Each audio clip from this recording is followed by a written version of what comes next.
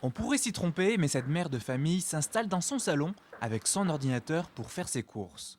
Depuis 6 mois, elle a délaissé le supermarché au profit de commandes sur Internet qu'elle récupère dans des points de retrait appelés Drive. Je vais sur l'ordinateur quand j'ai un moment et puis ensuite eh bien, j'ai le temps de comparer les prix au kilo et au litre.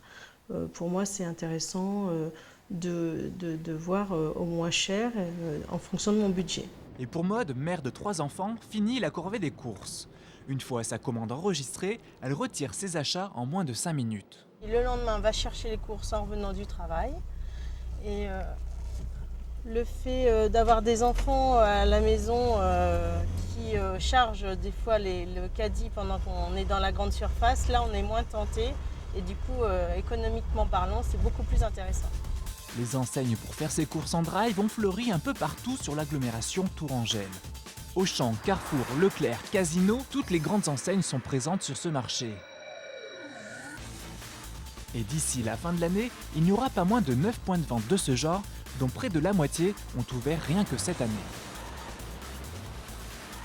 Pourtant, il y a encore seulement 4 ans, Chronodrive c'était l'unique magasin de Touraine à proposer ce genre de service. Depuis 2008, sur le magasin de Tours,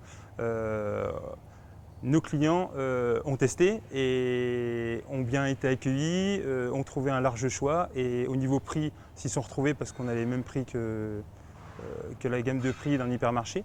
Et donc, comme ça leur a plu, eh bien, il y a eu un système de bouche à oreille et les concurrents ont souhaité nous copier. Si les implantations de Drive se multiplient sur Tours, c'est surtout que les enseignes veulent à tout prix être présentes sur ce marché en plein développement, lié aux nouveaux modes de consommation et d'achat via Internet. Au niveau national, le potentiel de ce marché est estimé à près de 5 milliards d'euros. Au Global France, aujourd'hui, on estime à environ 2% des Français qui font leurs courses en drive. Et sur les années à venir, on estime que ça risque de monter jusqu'à 5%, 7%. Sur la ville de Tours, il y a beaucoup de drive. Et donc, est-ce que le marché est saturé? On peut se poser la question. Pourtant, toujours dans le sud de l'agglomération, un nouveau drive est en construction. Un projet à 3 millions d'euros qui sera intégré à l'enseigne d'Auchan-Chambray. Là, on est en plein sur la RN10, juste à côté de l'hypermarché Auchan, où nous sommes en train de construire un drive depuis 2-3 mois pour une livraison début octobre, donc ouverture aux clients début octobre. Et même avec 3 drives dans ce secteur, pour le directeur, le marché n'est pas saturé car le potentiel est là. Aujourd'hui, une ville comme Chambray qui a 12 000 habitants a aussi 12 000 personnes qui travaillent au quotidien sur la zone. Donc il est clair que quand vous avez débauché, vous voulez aussi rejoindre votre famille assez rapidement. Donc le fait d'avoir un drive à Auchan, Chambray, ça permet de faire gagner du temps et d'améliorer aussi la qualité de vie de nos habitants.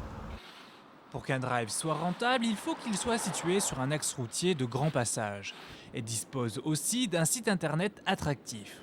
Pour le dernier arrivé sur le marché en avril dernier, être rentable, c'est viser 3,5 millions d'euros de chiffre d'affaires et donc enregistrer une moyenne de 200 commandes par jour. Un objectif qui devrait être atteint pour la rentrée de septembre. Et voici comment ça se passe dans les coulisses d'une commande. Donc une fois que le client a passé sa commande sur Internet, cette cliente arrive sur nos écrans. Ce qui définit la priorité, c'est l'heure de retrait.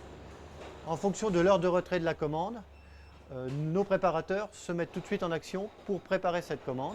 La commande est arrivée sur son petit scan et elle a à la fois l'adresse où se trouve le produit et la quantité.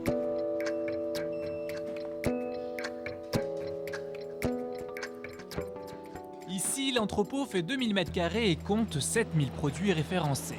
C'est beaucoup moins qu'un hypermarché qui en compte jusqu'à 25 000. Pour autant, ce n'est pas plus facile de gérer le stock, en particulier pour les produits frais qui sont retirés de la vente bien avant la date de péremption. L'objectif, garantir une fraîcheur optimale aux clients. Tout ce qui concerne les produits frais, vous avez des délais de retrait qui sont un petit peu plus importants qu'en magasin, c'est-à-dire que nous retirons 1 à 2 jours plus tôt les produits que ce que vous pouvez avoir comme délai de retrait en magasin. Et donc ça occasionne une gestion beaucoup plus pointue. C'est à chaque personne, à chaque gestionnaire d'être très vigilant sur ses approvisionnements et de gérer au mieux ses approvisionnements par rapport à son activité et par rapport aux jours de semaine. Et les drives sont aussi créateurs d'emplois. Ici, à Chambray, 30 postes équivalents temps plein vont par exemple être créés. Alors le drive du 100% positif, pas si sûr, car si ce nouveau mode de magasin est 5 à 6 fois moins cher à construire qu'un hypermarché, les distributeurs le considèrent comme moins rentable qu'un supermarché dit classique. Notamment en raison de l'importante main-d'œuvre nécessaire pour faire les courses à la place du client. Il faut en moyenne 20 à 30 employés pour faire fonctionner un drive. Et côté consommateur, s'il gagne du temps, il ne gagne pas à tous les coups de l'argent. Pour le moment, les grandes marques sont surreprésentées au détriment des produits discount.